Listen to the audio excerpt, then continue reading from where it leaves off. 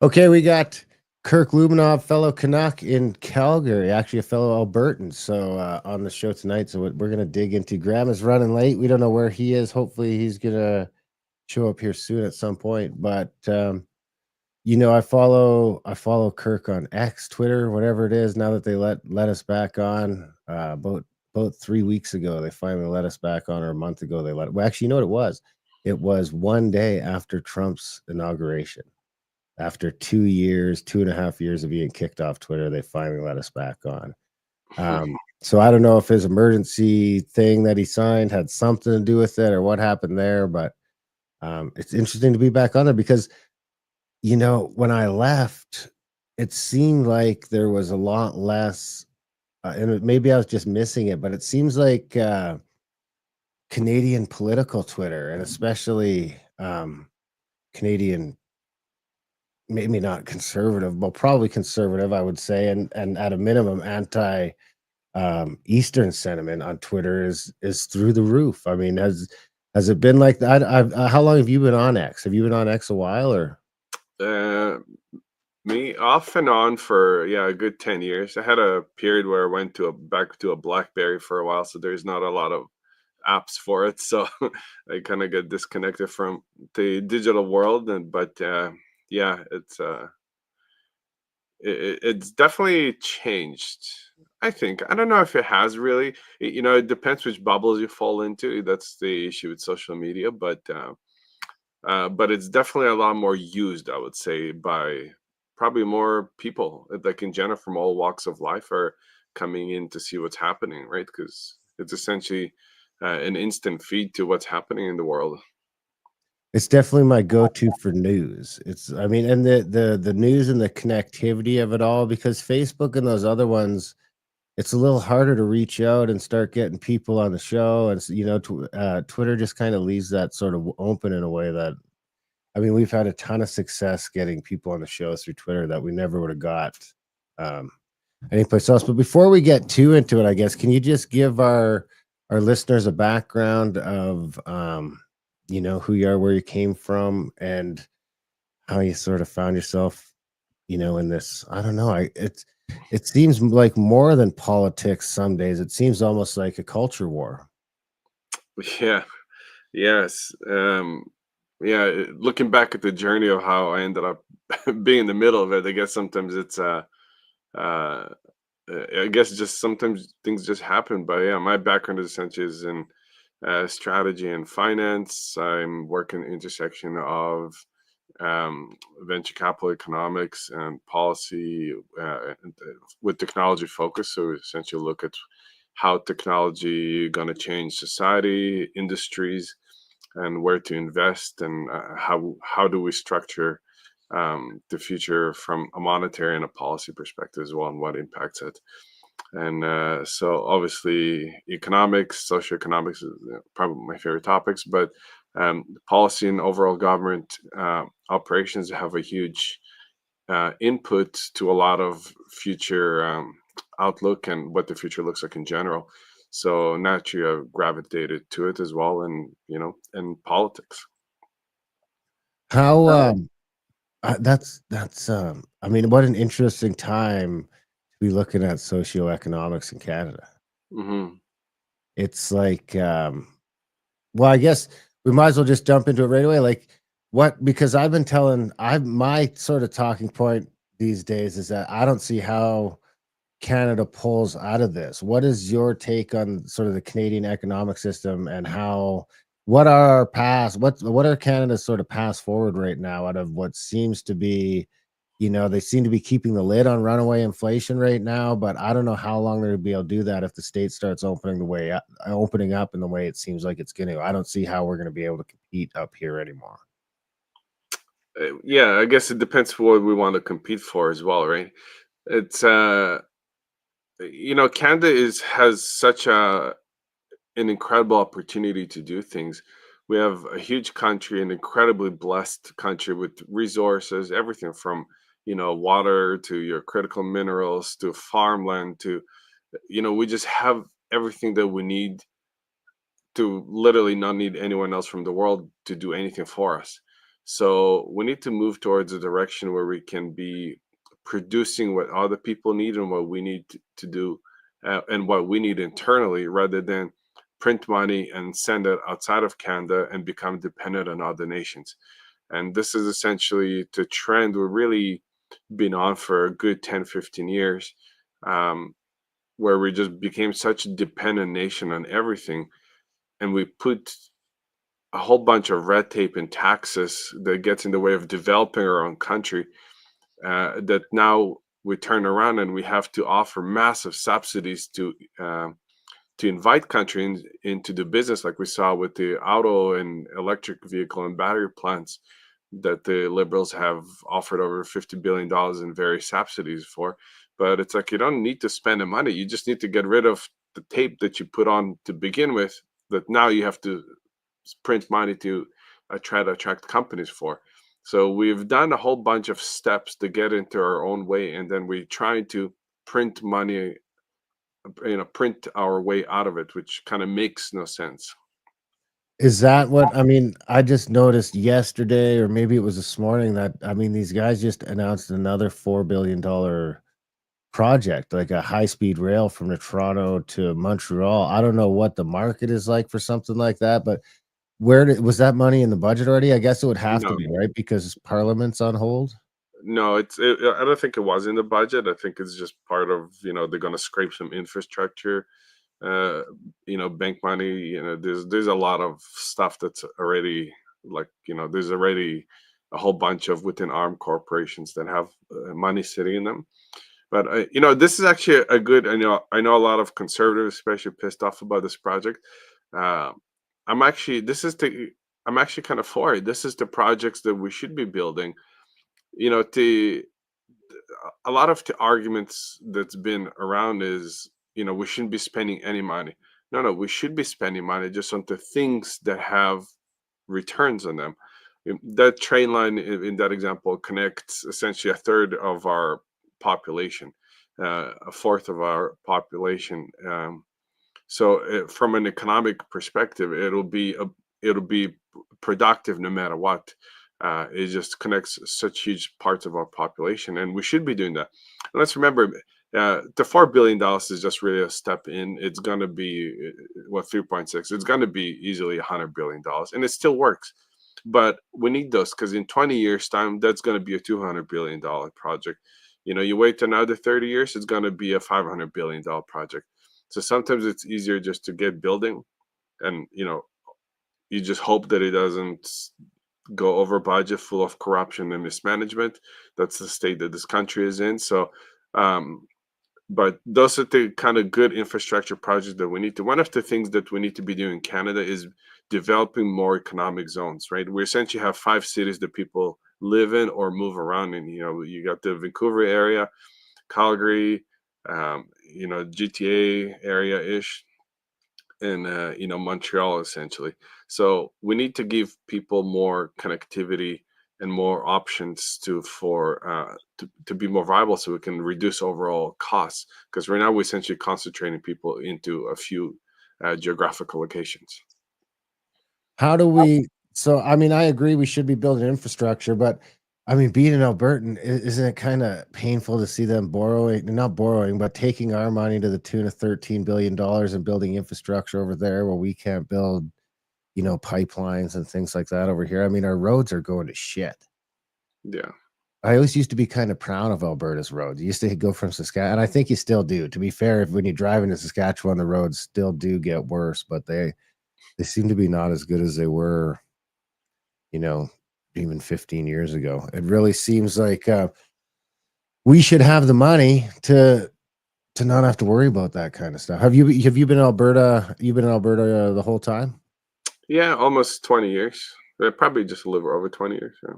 Yeah, I've been here, I think, 22 now, and I came from Ontario, which is, man, I'm glad I got out of there when I did, because their version of the Conservatives seems weird to me. Yeah, I don't think we really have conservatives once you go east of Saskatchewan. Or federally, what's your take on Pierre? Well, it's it's an interesting election coming up. Mark Carney's obviously going to be the guy. Um, I just wish that the conservative will just take bold stances and be unapologetic about opinions, about policy, not be afraid to just put them on the table and run with them. They're essentially trying to hold a lot of things back until the read drops. Um, eh, you know, Trump won doing complete opposite of what our conservatives are doing, right? He's you know just off the cuff will say how it is. There is no censorship. There is no trying to beat it around the bush. There is no care if it's going to hurt someone's feelings. We just got to do things. We live in a unbubbled world, but a lot of politicians trying to bubble it. So I just really wish the conservatives just let go of that. Um, of the fear of the mainstream media and being worried about what CBC will print for them or say on the radio, and just run with it and be bold and give people a hope. The reason we have essentially even coming close to elections because people are sick and tired of the liberals, and they're letting Carney build hope. Rather, they should be the one that's pioneering the hope vote. And and going after the young votes and getting them to motivate. So I really wish they would just run with it and be unapologetic, be brave, have a spine. This is what we need. We need leadership, not politics right now. Yeah, I think the most disappointing thing I seen of Pierre is when he had that, he came out and he's dressed up in this shit. I mean, he's all the stuff we've been making fun of Trudeau about for the last 10 years, how he's dressing up as all these different things. And then I see a picture of Pierre dressed up like a fucking Indian. And I'm like, that's the one thing, Trump, love him or hate him. I guarantee you're never going to see Trump dressed up in someone else's garb. hmm It's just And not why? going to And happen. why should someone do it? Right? Like Exactly. why? If they can't accept that you're a Canadian or dress a certain way. So it's like how why would you you know it just yeah it's bizarre to me that this whole that it became a thing in Canadian politics. How do you think the Canadian public is ready for something like Trump? Is that a Western thing where because I think in the West we probably are. I mean, I go back and forth on that. I mean, I was just talking to another guy in construction too. I mean, I'm in the steel business, so I'm like in construction. So most of the time it's a pretty, I know what I'm getting and I can just Mhm. sort of flap my gums off. But I was flapping my gums off today and the dude a little younger than me started giving me some of these liberal talking points, and I was just like, "God damn!" I mean, maybe it is infecting the cities a little more than I thought. But what do you think that general appetite is? I mean, like you say, the further east it goes, the less conservative it seems to get, and they've got all the sort of power out there. So, I mean, how could a sort of Trump figure in Canada come up, and even with the mainstream media side, just to manage to get, I mean, into that sort of circle of power. And do you think that Max was ever that? Do you think the PPC is a real thing or just a Yeah. sort of vote So split? I don't think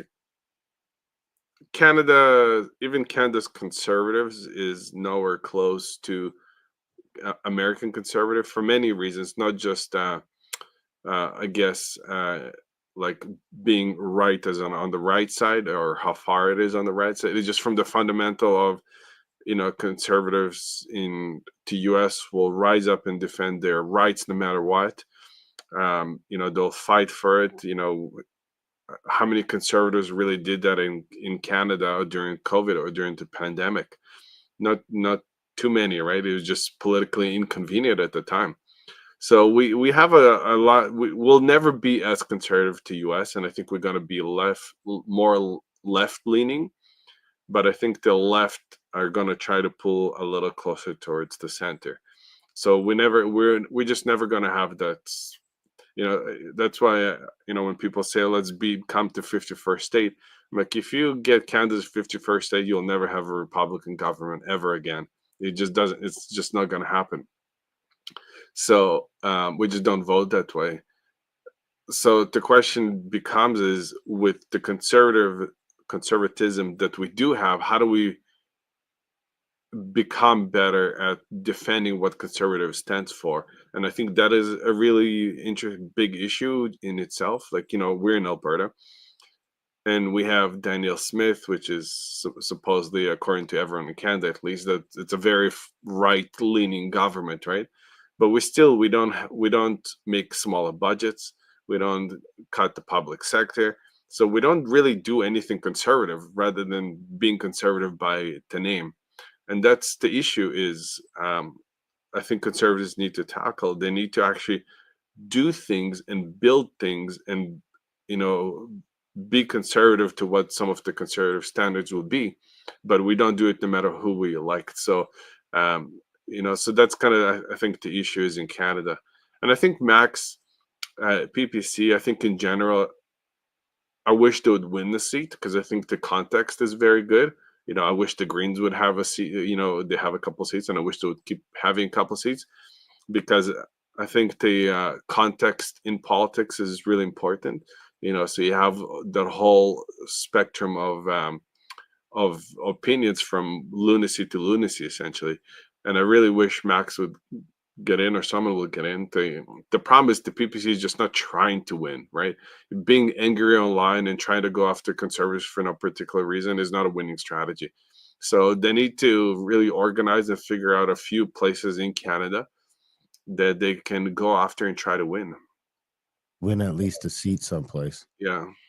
What are some of the things Daniel Smith could do to be like a real conservative? Well, we obviously have a huge budget situation, right? It keeps growing no matter who's in government. It just grows a little slower, maybe with conservatives versus an NDP. Um, our healthcare is a complete disaster.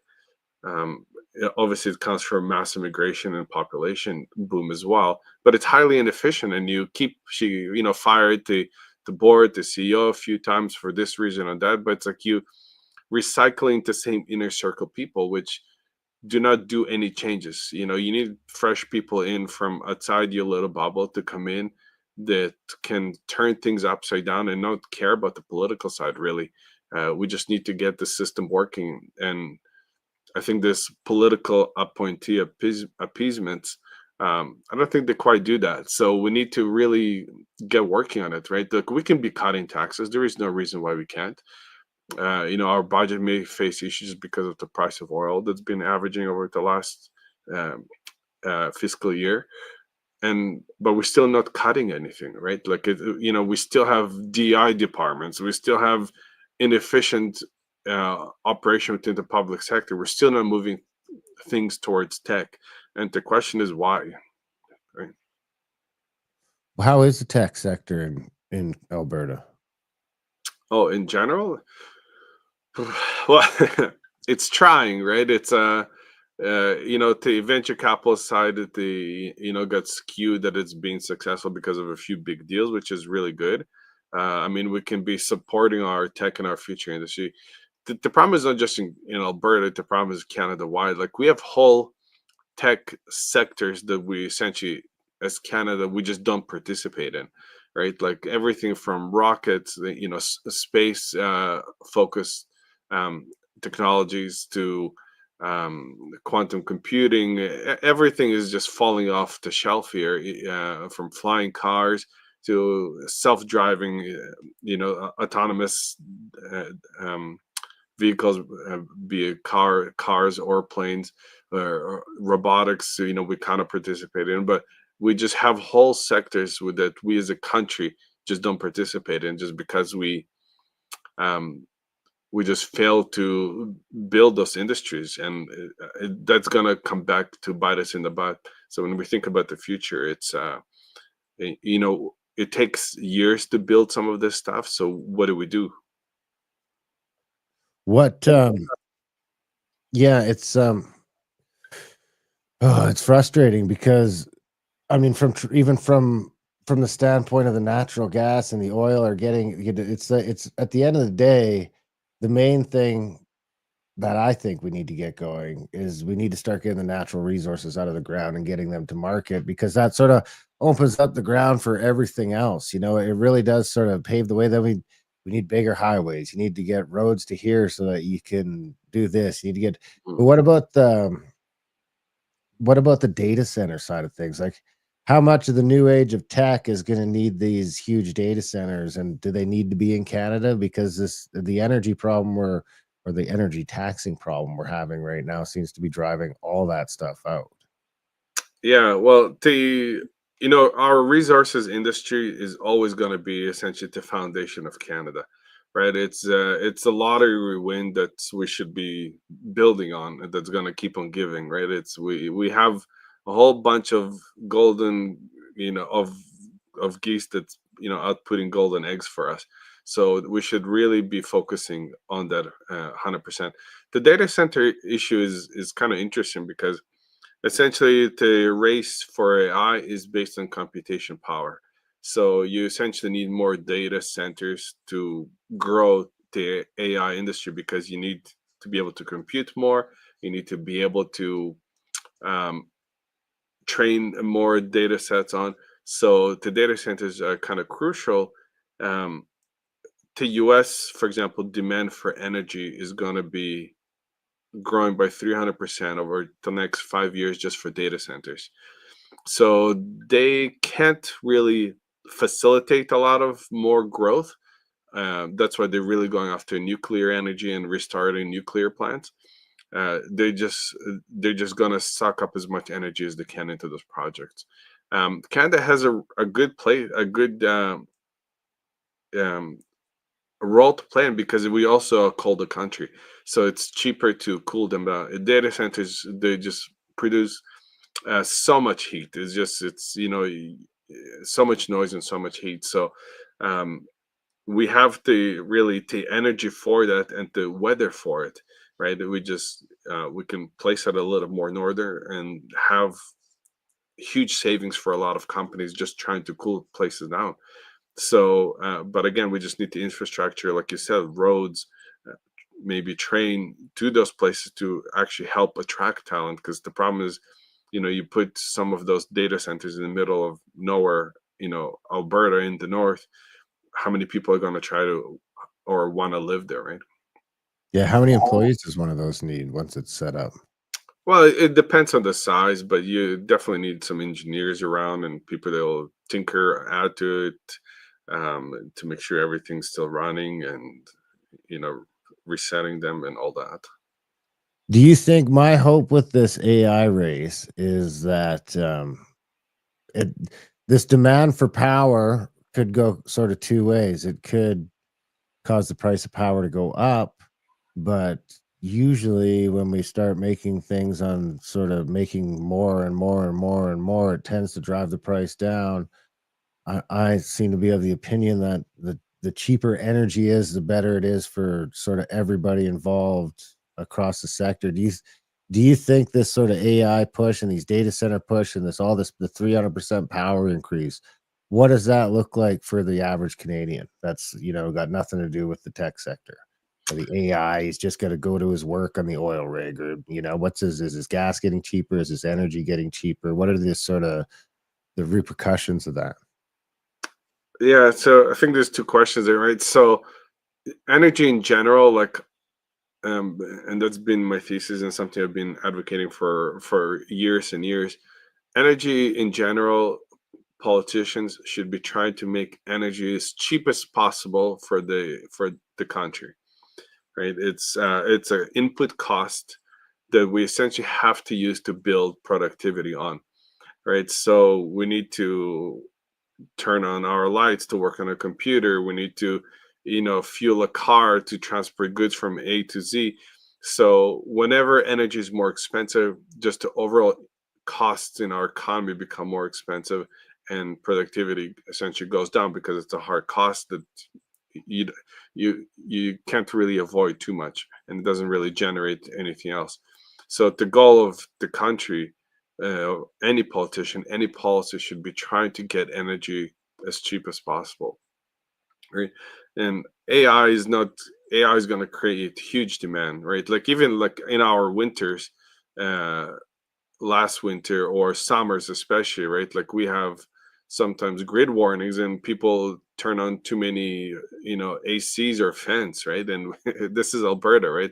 This is not Texas, where we have to deal with it. So our grid is already extremely vulnerable, right? And then we add carbon taxes and other nonsense on top of it for no particular reason. So we're creating our own problems with policy. Um, uh, I don't see how AI will make grids in general cheaper. There's a spectrum of investment that's focused essentially on how do we turn more watts into essentially computation power for cheaper. It's a little complicated to explain, uh, but in general, if we can get more AI to do more simpler stuff, it will get rid of our time wasted doing things that we can uh, not worry about and let AI and essentially energy take care of things while we can create so much more productivity and good things for our country and for our economy. So essentially, that's the focus where we should be going on that sector. Yeah, I don't worry about jobs. I feel like, every major advancement that we've ever had, there was probably some people saying, "Well, who's gonna plow the fields if the tractor plows the fields? Or who's gonna," like, and I mean, when we started making tractors and shit, we're talking about at a time when, like, that was probably the biggest job on the planet, was like harvesting crops, and then some dudes invent some tractors, and all those people found something to do, and the things that they found to do pushed the human race sort of forward. That's, when they find that time to do into other things other than just plowing this goddamn field for 4 months of the year, they find all these other sort of avenues to go down, and maybe you get some new inventions, you get some new businesses, you get this, and the whole sort of thing Yeah, rolls and forward. it's actually a very important societal problem. Let's use your example, right? When that happens, essentially, we're talking about the first industrialization, yeah, probably even second in most country, second industrialization age, when people moved from, having 7 kids to work a farm, 10 kids to having to work a farm to, okay, we can grab a tractor or a plow with a horse and do it a lot faster, and we don't need as many kids, right? We and there's just the same demand, so we can move it to a factory to do something, right? That era, first of all, we had less people, but also we moved people essentially from physical job to other physical jobs. They just produced, the final product was just a product that could have they uh, produced more productivity for our economy. The situation we have now is we don't really have that transitioning. So, for example, uh, you take a McDonald's and there is, let's say, 120 staff in it to essentially do the most basic physical work, right? That whole industry is going to move towards robotics in the next 5 years. So, where would those people go in the next 5 years, right? There is no other jobs that require moving fries from point A to B or anything else. So they'll have to be upskilled to something. So the question is, how do we upskill so many people, and how do we move them up to the next, I guess, up the food chain in skilled labor, right? So the issue is right now we have such a, especially with the last mass immigration waves, is we have such a bottom heavy funnel of low skilled labor. I would consider it a national crisis, because we have to figure out how to move them up, essentially the skill ladder, before they become obsolete and are dependent on taxpayers to survive. You almost wonder if that wasn't like an evolutionary thing on itself, because all of sort of Western demographics, along with this progress, have been slowing right down. I mean, the birth rate is collapsing, and maybe that's because we know we don't need as many people moving forward. I mean, because if we're not immigrating in Canada right now, we're sort of trending in that direction year over year of having less people, which before before robotics and all that were on the horizon, whether they are or not. I mean, we'll see. But if, if all that stuff works out and we need less people, then, we're sort of trending in that direction already. If we wouldn't have gone that direction, we were sort of had to keep immigrating and immigrating to plug this demographic hole just to keep the society going, Hmm. or everything starts to fucking break down. But if we can do a lot of that with robots, then that might be an answer for Canada, with being able to go through this demographic adjustment without losing at least as much of the lifestyle. Yeah, well, that's and I'm actually going to write an article similar talking about this, but it's it's a serious consideration, right? Because even who will immigrate has to be a total different equation, right? We don't need to immigrate people to plow fields, really. We need people to immigrate to produce something more of value. So that skill level is becoming more concentrated, and there is no point to having just open borders, or else it becomes expensive, right? And becomes unproductive. Um, so from the economic point of view, we really have to be a lot more strategic about our immigration. But from a societal point of view, it's we kind of discouraged. We stopped talking about the importance of nuclear family. We became less religious. Religious is probably has something to do with it. Um, and our cities have become less livable, so it's if you look at the overall environment that we start building for ourselves, it's less and less inviting or intuitive towards having kids, towards having a family, right? It's not something we celebrate anymore. um, so I think that probably has a huge issue in how the culture is slowly changed towards not having kids, right? People just don't even really think about it to the same extent anymore. So I think that secondary part of the cultural issues will have to really be, I think, a policy of importance, if we want to do something about it. And I really wish that Pierre will take it on, because we need to start celebrating families. We need to start celebrating kids. We need to start uh, helping Canadians have kids, make kids, and promote cities that encourage that, rather than try to bring in people from outside to replace essentially us. Yeah, I agree. I mean, I got 3 of my own. We go back and forth on maybe having a 4th, but I'm getting old, I'm not getting any younger. We have babies. Mine are almost teenagers now, so it's like they Yeah, could rest that's a hard. themselves. Yeah. Going back to a baby is just like, whoa. That's it's like we've already passed that Hmm. sort of phase.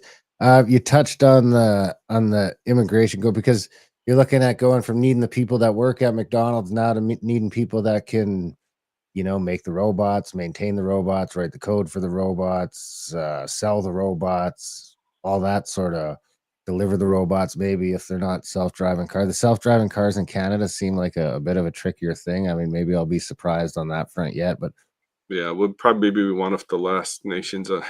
yeah, I mean, we're just so big and spread out. Like, I mean, I'm still spending half of my time during hunting season and hiking season that I'm like, I can't even get cell phone service if I don't, nowadays you can switch over to the Starlink, but it's like Mhm. trying to get that sort of stuff out there is a Yeah, little ways away. But you touched on this sort of immigration thing, because we're going back to needing this, which it kind of used to be back in the day, where we try and get sort of the best and brightest from around the world. What do you think there's a moral dilemma in that? I mean, you're an immigrant yourself, I believe, right? You came from Russia and then to Israel and Canada. I would like to talk about that a little bit, on sort of the differences and what your take on that is. But do you think there's a moral dilemma to, because on one side of it's great, we can take the best and brightest from, different parts of the world. Now, depending on what parts of the world, they might be that, you know, stuck in a state of limbo, because we just sort of keep cutting any of the grass that comes up high enough. We just sort of cut it off and bring it over to the West. mhm. And do you think there's a moral dilemma to that? Or is it because the freedom side of me says, well, you just gotta, if the best and the brightest got the opportunity, that's theirs to take. Yeah. It's almost human capitalism, right? It's kind of interesting, but uh, so before the immigration side, like our job as a country is also to produce those that skill, right? So we shouldn't be just relying on immigration. We should focus on how do we produce that future skills that are needed, which our education system is essentially not producing now.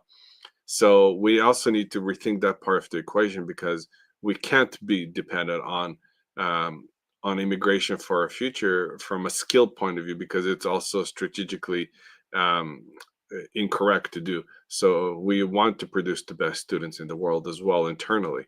But from the immigration side, it's an interesting question because and that goes back to the foreign aid situation. It's why do we help? Why do we send hundreds of millions of dollars to other countries for, um, the stupidest DI stuff that they have zero care for, right? There's a whole bunch of countries that are just essentially just trying to survive, grow food, and go from point A to B without being shot. And like all those virtue signal based capital output that we're sending them does nothing. But if we do send money, it should be towards developing their skill sets to become more independent. Because the one thing is, uh, from a world trade point of view, we want to other countries to move up in economic mobility, essentially, right? We want to create and help create that opportunity for other countries because our trade goes up, right? Our the value goes up, right? If every um, country essentially consumes extra 1 barrel of oil per year, like we wouldn't even be able to satisfy demand. So there's a lot of things that are productive for us if we help others become more economically valuable themselves. So this is where I see potential for partnerships once we become financial stable as a country. But yeah, it's we should definitely still try to capture whatever talent we can and help them generate new talent as well because it's essentially it's beneficial for us and cheaper for us in the long term as well. What does getting Canada back on economic track look like to you? What's the sort of like if I gave you your king for a month, a year, or however long it takes, what are the sort of what are the things we need to be doing now? Yeah.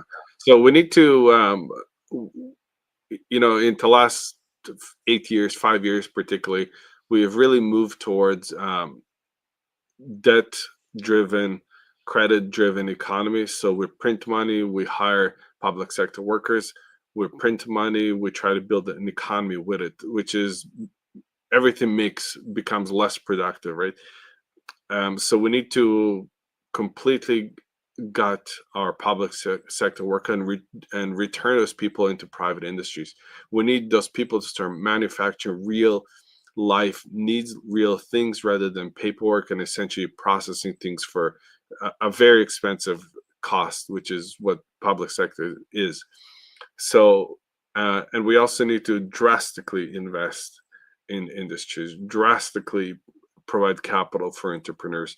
One of the things that the US does better than anyone else, besides not red taping the economy shop, they have massive amounts of capital available for entrepreneurs. There's massive amounts of money available for risk taking. Where in Canada, we don't have that. We don't have the culture either.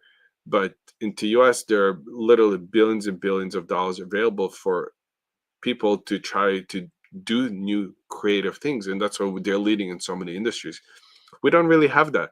So we need to be okay with printing $100 billion to take risk with into technology, into entrepreneurship, into specific future fields that we don't do right now. And I know a lot of people, especially on the conservative side, don't like printing money, but we're essentially in this situation where we have to because we just haven't done any real investment into R&D and to anything for essentially a couple decades. So we need to keep up, right? There's a whole bunch of races happening that we don't even have a horse in. So we need to make sure that we get into some industries to make sure that we are part of the future output rather than having to print money as for consumption. Are you confident that either of the current, um, options are up to the task? No, what the one thing is, in Canada, we just don't do bold things, and we need to do bold things. Um, I think both Carney and Pierre will try to do certain things.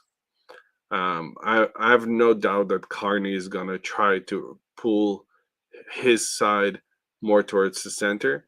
The problem is the different lenses that they do it under, right? So Carney still is gonna try to do everything with the environmental carbon tax, um, uh, I guess, center point with. So everything's going to be rotating in production wise around that. And when he thinks that, how much steel do you really use? Like, the comments that he made in one interview. Well, we use steel in every single thing that we touch every day, right? So the fact that he doesn't even consider, raising prices on our industrial aspect that produces steel is a big deal. It's kind of scary. So the question is, what is Pierre going to do? And unleashing, getting rid of some of the bills is going to be huge. But we also need to still give people the environment to generate an ROI. And so and beside the oil and gas industry that we always talk about, and the resources industry, we need to generate future industries that we can build economies with and really rethink how this country operates. And that's including investing into some things that may cost us a little more right now, but it will get rid of whole public sector um, portfolios, right? It will get rid of, 100, 200, 400, 500 people at a time from the public sector that we can replace with technology. May require a little bit of more investment today, but tomorrow it's going to save us, hundreds of millions of dollars. What does it look like if we don't do that? Then we Like, can I guess, join the like, U.S. what does this slow collapse look like? Because that's sort of where I'm at, is I don't think anybody's up to the task of what it actually takes to get this place back on track. It's like the corporate, you need, I mean, people hate to hear it, especially in Canada right now. But you almost need a Trump. Someone needs to come in and start hacking and slashing this thing down to basics, and the people that are fighting against that, I mean, they don't seem to understand that the alternative is nothing. It's like, "Well, you like your healthcare? Well, I mean, if you didn't notice, it's going to shit, and it's Yeah. gonna be really going to shit in another 5, 10, 15, 20 years as the money runs out, and the idiocracy goes up." Mhm. So what people really need to understand is that what Trump is doing is because America needs it. Like, there is no other option. Like, and we're getting to the same place, right? The US is essentially on a path to default, right? It has over $1 trillion in just interest rates on the interest rate cost on its debt, right? So what Trump is doing is really a blessing, because no, I don't think, if Kamala or someone else is going to come in, I don't think they have the guts to do it. But Trump is really saving the U.S., and it's not pretty. It's not going to be pretty, but that's essentially what he's been handed on. So Canada is essentially in the same situation. Except we're not a global reserve currency, so that gives us other issues. Uh, and we need essentially the same attitude, right? There is no way that our public sector is efficient. We know it's spent we're spending hundreds of millions and billions of dollars on a whole bunch of different things around the world that produces nothing for us. We know our economies are slowing down. We know we're not attracting investment. We know that our population is extremely unproductive in the output. So we're essentially at the last, in our last leg as well as a country. And my call for Pierre and conservatives, that they have to act aggressively. You know, changing what Canada needs to do would be very hard over 4 years. So if you want to get elected again after the 4 years, he needs to act as soon as possible to get that pain through in economic cycles, so people can come out through the other side and see the positive aspect of it. Because essentially, Canada's economy right now is holding on public sector jobs and real estate Ponzi scheme prices based on mass immigration. Is that your take on what's going on down south? Because, a lot of people are just sort of freaking, even the people that support it are sort of freaking out at the velocity at which it's sort of taking place. Um, do you think that's sort of like because if he can't show that this thing's like there's sort of is there a dip in the formula? So it's like, okay, we're gonna go nuts here, it's gonna go crazy, but I got a plan and it's gonna make sense in a couple years type thing. Yeah, well, it has to go. It has to. The economy has to reorganize itself, right? It's just been so stimulus driven. In the last 4 years, the U.S. printed $13 trillion, right? I mean, it's an insane amount of money. So, so the question is, what happens when that money starts slowing down? And they have to move fast. There is no other option, right? Just the race is against obviously their debt costs, but also against interest rates, right? They're just the way the interest rates are right now, and they have over $9 trillion of debt coming in for renewal this year. That's without printing a single new dollar. So that will add close to $90 billion in new uh, cost to the American public without changing anything. So they're racing against time essentially here, and so they need to do a lot of drastic moves, and they have to do a lot of quick. But it's also Trump's last term, right? So he Oh, has, he's hitting at a third one.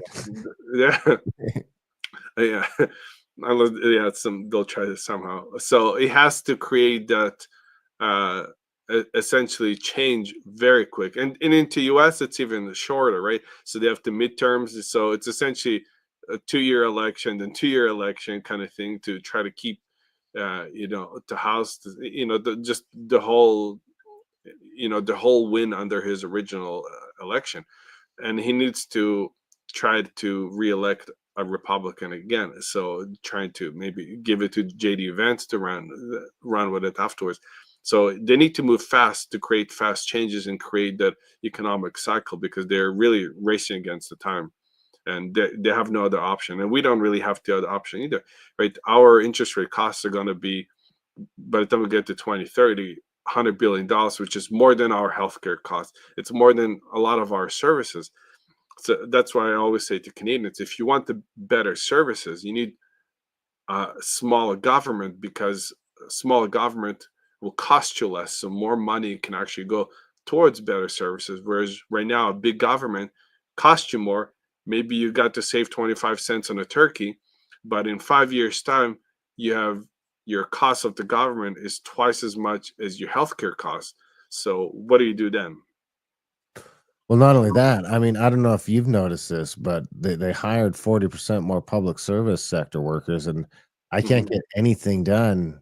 And, my tax returns are taking 2 or 3 Yeah, times as long as ever. My firearms license takes 2 or 3 times as long as ever. I can't even really talk to anyone anymore. And then when I do call, they're on a cell phone at home. yeah. Yeah, it's because everything is built on inefficiencies, right? Rather than invest in tech and create width to the access and to how the public sector is working, they're trying to build it vertically, which that doesn't work anymore. They can't turn the public sector essentially towards a call center. It needs to be a functional output services. So, and we need to move that towards tech. So instead of you having to call and wait for 3 hours and 1,000 people like you trying to do that every hour, you need to be able to provide it online, so you don't have to waste your own time doing that either, because your time is just as valuable doing other things than trying to deal with the public sector. What about tax cuts? How much does this tax rate in Canada hurt us? I mean, it's about to be a big thing, right? Because if Trump does what he says down south and cuts this thing down to like, what's he talking about? 15%? I think that's about what the corporate tax rate in Alberta is, if I'm not mistaken. It might be Hmm. a little higher than that now. But if you look across, if you start out at it, you take that plus the carbon tax and the this and the that and the cost to operate, and now you've got all these different environmental fucking loopholes you have to jump through. And I mean, I'm in construction. I know what it's like just to try and build something these days, Yeah, right? Fucking crazy. Like you need safety and and stuff like that to be a 5% line item. You need a carbon tax line item if you're doing any delivery or anything like that. And you need all these forms for everything, and it's become hard to do business even in Alberta in a lot of ways. So what does that look like, for the rest of the country? What is like I mean, I think and I don't know how much you know about it, but I think the real question is about like what the hell is the east side of the country going to do? Because it seems like the West is probably going to be okay. We've got a ton of oil now. The East does probably have a bunch of stuff too, but are they ever going to get a government that's willing to look for it? Yeah, it's yeah, so a couple questions there, right? So the tax situation is really it's built on inefficiencies, right? And the I kind of see the light at the end of the tunnel because we've gone so far to one side that if we make a couple changes, it can be quite beneficial for people to get us towards, having a little less taxes. But we have to the problem is a lot of our economy, like you pointed to, is dependent on uh, paperwork, is dependent on red tape, right? There's someone that's implementing the red tape.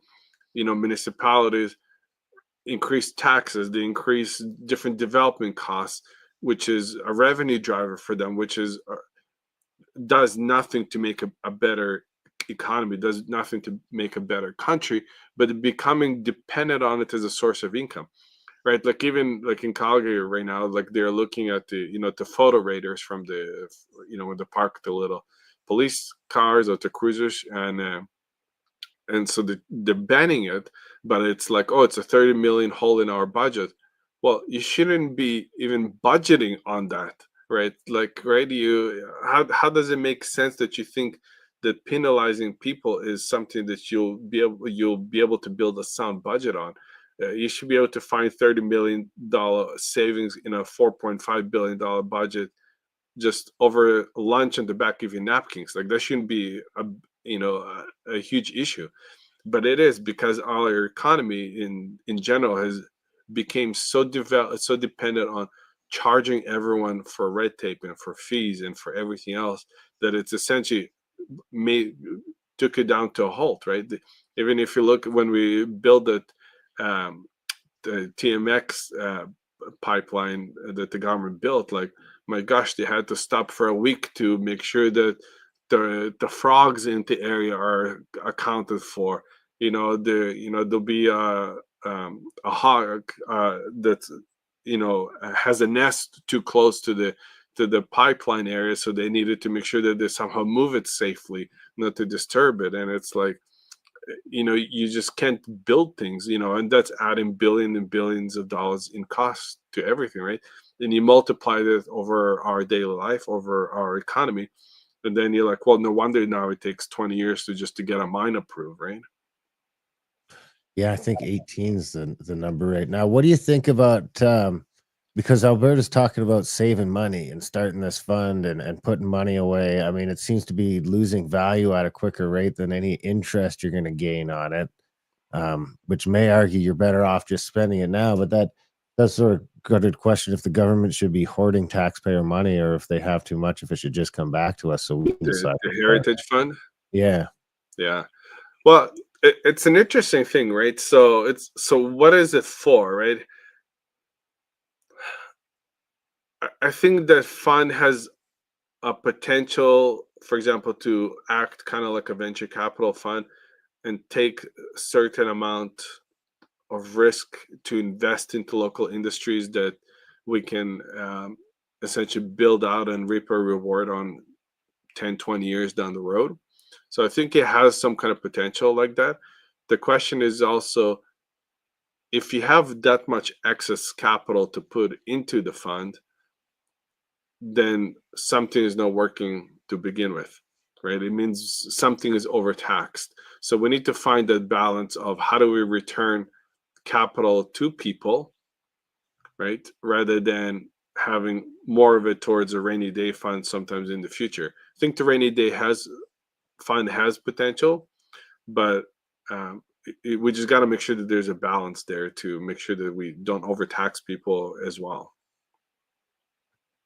Before we start to wrap up, you came from Russia, you were in Israel for a while, now you're in Canada. I don't know how old you were at each one of those transitions, but I mean, was it what you expected when you got here? Because I've had a couple Lebanese buddies I've worked with over the years, and all of them told me that. I mean, now I haven't spoke with them in a few years since shit really went sideways in Lebanon. They might have a different answer for me now, Mhm. but 5, 6, 7 years ago, they were like, it's the brochure didn't have any of this shit in it.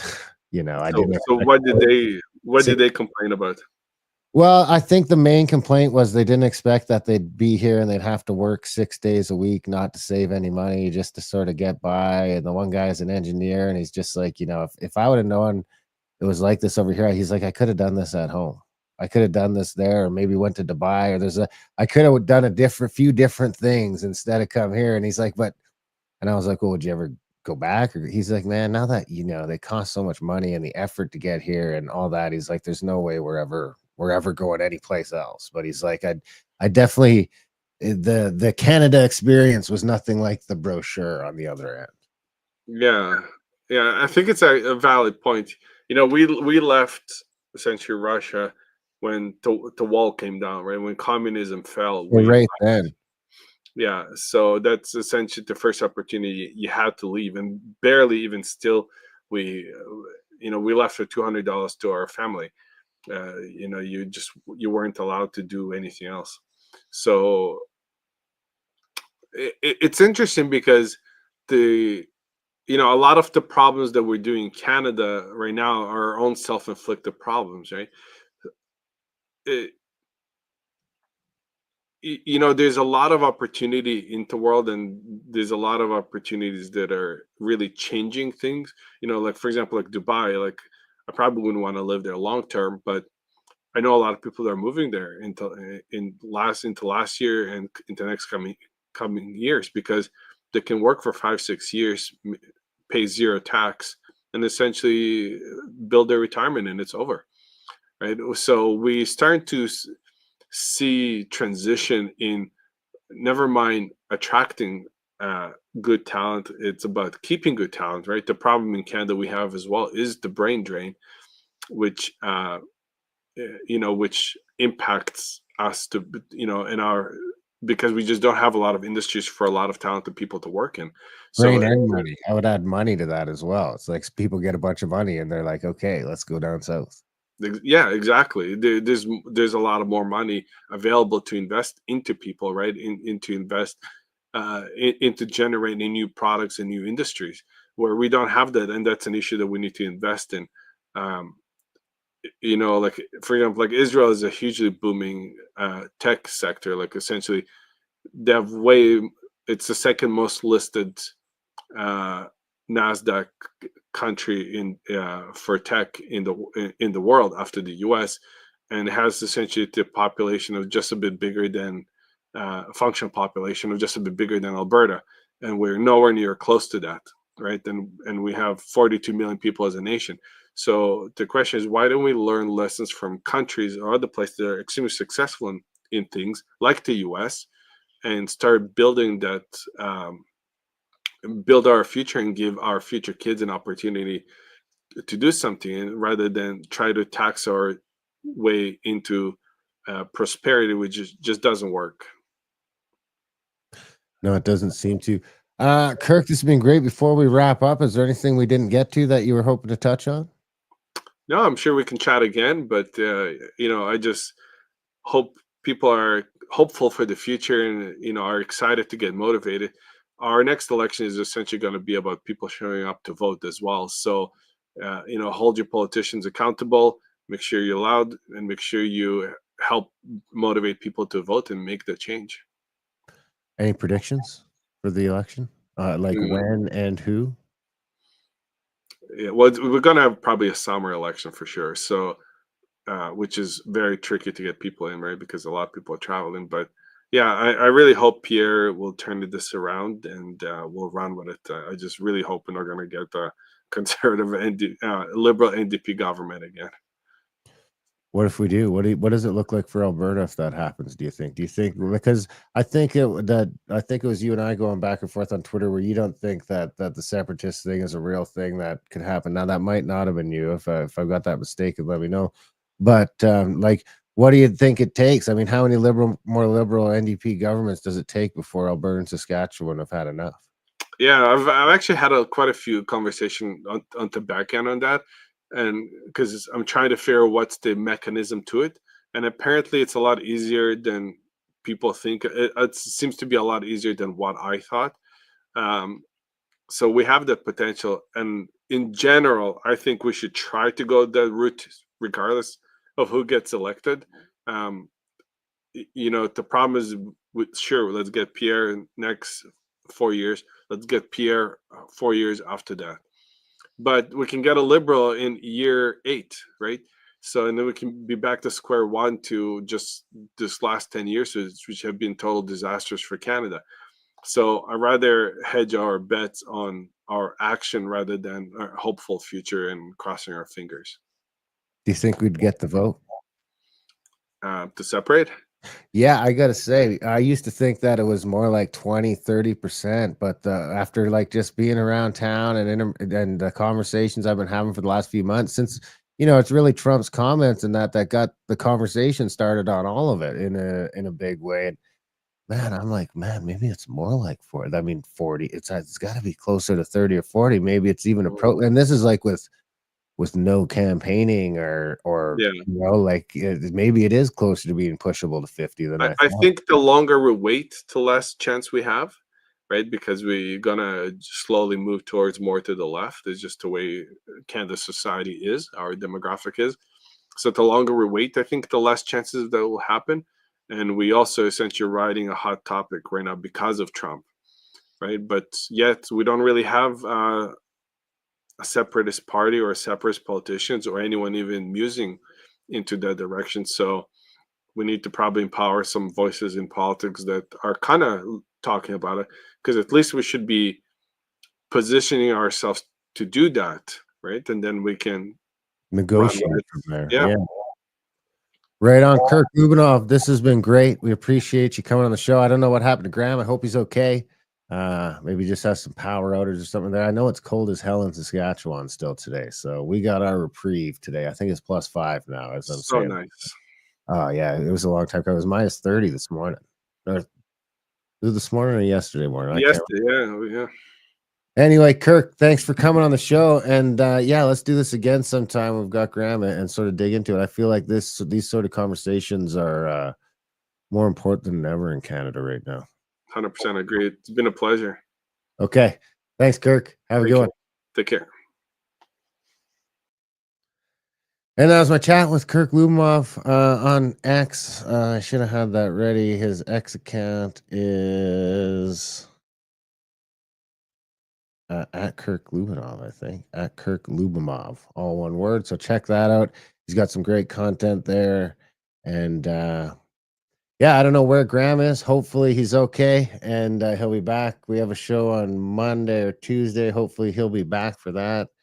And hopefully he's okay. So other than that, big thanks to Kirk for coming on the show. Big thanks to you guys for listening. And we love you guys, and we will see you next week.